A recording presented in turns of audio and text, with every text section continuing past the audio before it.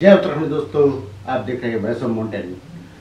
गांव की खबर, गांव के स्वरोजगार से लेके, गांव की उन्नति से लेके, गांव के विकास से लेके किस तरह से हमारा उत्तराखंड एक बार फिर देवभूमि का वो रूप बन सकता है जैसे पहले था। आपके लिए हमेशा इस तरह की योजनाओं से लेके, ऐसी खबरों से लेके, ऐसे लोगों के उदाहरणों को आपके सामने पेश कर रहे हैं। आज हम आपको दिखा रहे हैं पौड़ी जनपद का प्लान पर एक छोटी सी रिपोर्ट। दोस्तों, देखा जा सकता है कि हमारे यहाँ कभी अन्न की कमी नहीं थी। हम आपको पीछे दिखा रहे हैं कि देखिए, ये वो गांव थे जहाँ जो अन्न के लिए, जो सिंचाई खेती के लिए, सिंचित खेती के लिए बड़े प्रसिद्ध हुआ करते थे। इन गाँव में अन्न की कमी नहीं हुआ करती थी, लेकिन उनकी माँ ने ऐसा प्लान मारा है वहाँ पर कि देखिए आज बिल्कुल ही बंजर हो चुके हैं। मकान को आप देख सकते हैं, नक्काशियों को आप देख सकते हैं, बहुत बड़े बड़े मकान हैं। शायद कोई 500 गज का है, कोई 1000 गज का है। इस तरह से आप इसको आंकड़ा लगा सकते हैं कि हम 2 BHK के मकानों में यहाँ रह रहे हैं। अभी कोरोना महामारी के समय में 50,000 लोग पौड़ी जनपद के इस एरिया में पहाड़ों की तरफ आए। लेकिन कुछ गांव ऐसे भी हैं जो पूर्णतः प्लान हो चुके हैं, लेकिन यहाँ पर कोई भी आदमी नहीं आया। कारण है कि ये लोग वर्षों से अपना देहरादून हो, ऋषिकेश हो, चंडीगढ़ हो या कहीं अन्य शहरों में जाके बस गए हैं। और इन गाँवों ने पूरा प्लान ऐसा किया है कि अब ये लोग या तो अपनी शादी ब्याह वगैरह कुछ में भी अगर शामिल होते हैं तो शहरों तक ही होते हैं, पहाड़ों से इनको लेना देना नहीं है। इनके देवी देवताओं के ठा हो, अपने गांव में आकर मंदिर पूजना हो, शायद नहीं करते हैं। अब ये लोग भूल चुके हैं ये अपने देवी देवताओं को भी, क्योंकि जिन दादा परदादाओं के वंशज हम लोग हैं, जिन दादा परदादाओं ने अपने उन देवताओं को माना है, ये लोग आज भूल चुके हैं। ये गाँव की तरफ नहीं आते हैं। आप कभी भी देहरादून जाइए, आप कभी भी तराई क्षेत्रों के आसपास भी अगर आप जाएंगे, आप देखेंगे कि कई लोग 8-8 साल, 9-9 साल, कोई कहता है 15 साल से पहाड़ नहीं गए। यानी कि अपने उन कुल देवी, कुल देवताओं को ये लोग अब नहीं मानते हैं या नहीं करते हैं। कुछ ने तो अपने देवता भी शहरों की तरफ उनका भी प्लान कर दिया है, देवता भी प्लान कर रहे हैं। देवभूमि में जब देवताओं का प्लान हो चुका होगा तो वहाँ की मार कैसी होगी।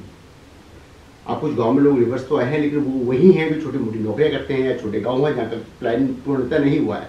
और इन शहरों में इसलिए भी लोग नहीं आ रहे हैं, शहरों से वापस नहीं आ रहे हैं, क्योंकि इनके वहाँ मकान टूट चुके हैं, देवताओं के ठाट टूट चुके हैं। इन्होंने मकान नहीं देखे, इन्होंने गौशाला को नहीं देखा, वर्षों से गए नहीं, वो टूट गए हैं। इनको पता है कि वहाँ जाके रहेंगे कहाँ। तो आज एक खास रिपोर्ट आपके लिए हमारे जगमुंडा जी की।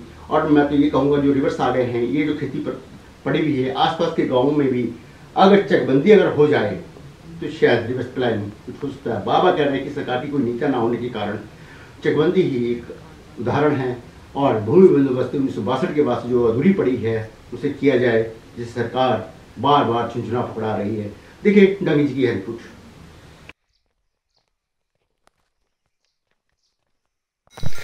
पहाड़ में एकमात्र स्वरोजगार का सबसे अच्छा आजीविका पालन है बकरी पालन। ये खेत बंजर पड़ गए हैं।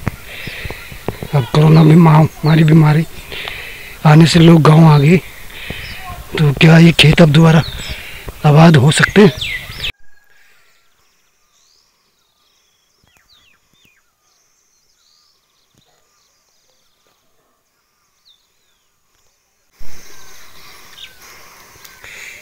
ये है सरोल गांव, पश्चिम मनिहार सिंह के।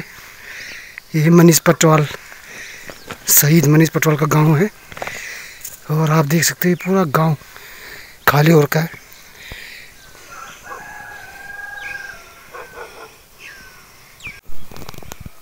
पूरा गांव जो है बंजर हो गया है।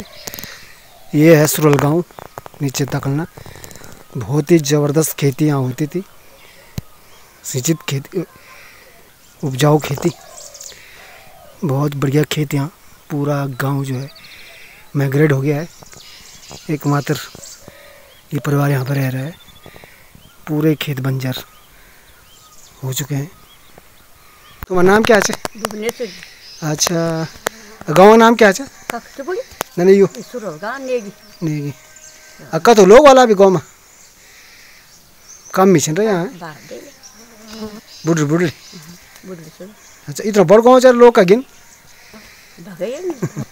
सब चल गिन देश है नहीं इनको ही ना जानी बीमार चनी वहाँ भी नहीं लोग अच्छा, नहीं तो लोग बहुत कम छे ना, और पूरा उड़ा सब बंद हो गई पाँच कहते नहीं जमना।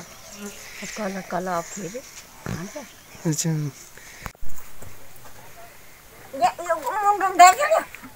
ना ना रख दे।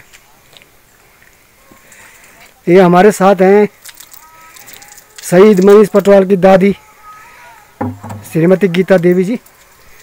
अब बात कराते हैं उनको, वो गांव में अकेला रहते हैं बस।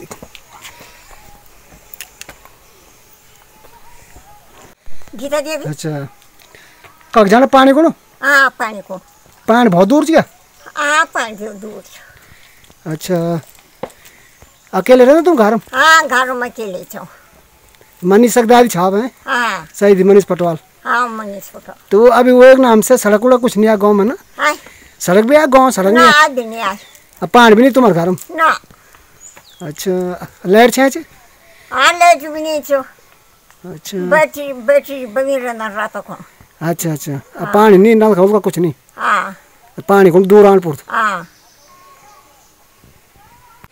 गुरुजी आपको पूरा नाम सब नाम? मेरा नाम सुदामा प्रसाद कपटियाल, ग्राम तकलना। गुरुजी जैसे कि गांव के गांव खाली हो गए हैं और पौड़ी जनपद के विकास खंड जी खाल के तकलना सरोल गांव, जो दोनों गांव के एक हार सार है और कभी खेती किसानी के लिए जाने जाते। मैं देख रहा हूँ कि पूरे पूरे गांव बंजर पड़े हुए हैं खेत, और गांव में बहुत गिने चुने वो भी वृद्ध लोग हैं। सरोल गाँव भी मैं गया था और तकलना में भी 2-4 वृद्ध मुझे मिले, और एक आप ही हैं गाँव में सेवानिवृत्ति के बाद। तो क्या कारण है जो गाँव के गाँव खाली हो गए, क्या मान के चलते हैं आप? सबसे बड़ा कारण तो इसमें यह है कि लोगों को समय से यहाँ पर रोजगार नहीं मिला। एक भयंकर वैश्विक कोरोना जैसी महामारी बीमारी चल रही है, और आप भी देख रहे हैं कि पूरे गांव के गांव लोग फिर वापस आ गए, माइग्रेट हो गए थे, रिवर्स प्लान हो गया है और गांव में जो है। लेकिन आज सुरल गांव, तकलना और ये टोल, ये जो छोटे छोटे गांव हैं, इनमें लोग आए नहीं वापस। तो ये क्या कारण होगा कि यहाँ नहीं आए? जैसे अन्य गाँव में तो बहुत बड़े से भारी संख्या में लोग आ गए हैं, आपके गाँव में क्यों नहीं आए? अभी आपके गाँव में तो एक भी लोग नहीं आए। हमारे गांव में आने का कारण ये है कि लोगों ने अपने घरों को बहुत पहले ही छोड़ दिया है। आज वो गांव में आकर के रहने की स्थिति में नहीं है। गांव में उनके जो घर हैं पुराने इतने जर्जर हो गए हैं कि वो आए तो आए कहाँ, और फिर कहीं स्कूल में अगर कहीं ठहरते भी हैं तो उनके लिए रहने की व्यवस्था की समुचित व्यवस्था नहीं हो पाएगी। इसलिए वो लोगों ने ऐसा समझा कि जहाँ हमें वहीं ठीक है, गांव में हमारे इस प्रकार से कहीं रहने की व्यवस्था नहीं हो पाएगी। इसलिए वो लोगों ने आना भी अच्छा नहीं माना होगा, इसलिए वो लोग जहाँ हैं वहीं हैं, और किसी ने घर आने के लिए इस प्रकार से इस बीमारी में हो सकता है कोई दूसरा कारण भी हो, मगर गांव में जो उनकी रहने की समुचित व्यवस्था के कारण गांव के घर उनके टूट चुके हैं, घरों की स्थिति बहुत जर्जर हो गई है, इसलिए वो लोग लौट करके नहीं आए। वर्तमान में कितने लोग होंगे, कितनी संख्या होगी? आज से 8-10 साल पहले यहाँ पे काफ़ी भी बड़े बड़े मंदिर बने हुए हैं, तो जब यहाँ पे लोग रहे होंगे तभी इतने बड़े मंदिर बने। आज क्या जनसंख्या है आपके गाँव की? आज हमारे गांव में जो है 5 परिवार है मुश्किल से, और 5 परिवार में जो है बस 10-15 लोग वर्तमान में यहाँ पर इस समय हैं, और उनमें से भी बुज़ुर्ग लोग भी आधे बुज़ुर्ग हैं, आधे हमारे यहाँ थोड़ा सा जो अपना काम धंधा कर सकते हैं वैसे ही लोग हैं। बाकी खेती इत्यादि जंगली जानवरों के भय से धीरे धीरे लोग छोड़ते जा रहे हैं। रात को जो है सुअर है, मृग है, रीछ है, जो कोई फसल बो तो उसको चढ़ कर जाते हैं। दिन में लंगूर और बंदरों का आतंक तो है ही, इसलिए जो है अगर कोई कोशिश करता भी है तो एक आध खेत का बोआ भी जाता है तो उसकी रक्षा करने ये जो है बड़ी भारी समस्या हो जाती है, इसलिए खेती भी लोगों ने छोड़ दी है। फिर तमाम बड़े बड़े पेड़ हो गए हैं जहाँ बंदर इत्यादि चढ़ जाते हैं, उनको निकालना बड़ा मुश्किल हो जाता है, इसलिए जो है अब जानवरों के भय से भी लोगों ने, और दूसरे गाय इत्यादि की जो रक्षा का प्रश्न है वो भी दिन में बाघ इत्यादि का खतरा बना रहता है, तो उससे भी लोगों ने फिर धीरे धीरे गाय का पालन करना भी छोड़ दिया है। गुरुजी अब मेरे को लग रहा है कि 2-4 सालों में गांव अन्य गांव की तरह ये भी खाली हो जाएगा लगभग, ऐसे लग रहा है मुझे संभावना कि आएंगे लोग वापस। कुछ है लग रहा है कि जिस हिसाब से ये इस टाइम लोग वापस आ रहे हैं, तो आपके गाँव में कुछ उम्मीद है कि आपके गाँव में भी आएंगे?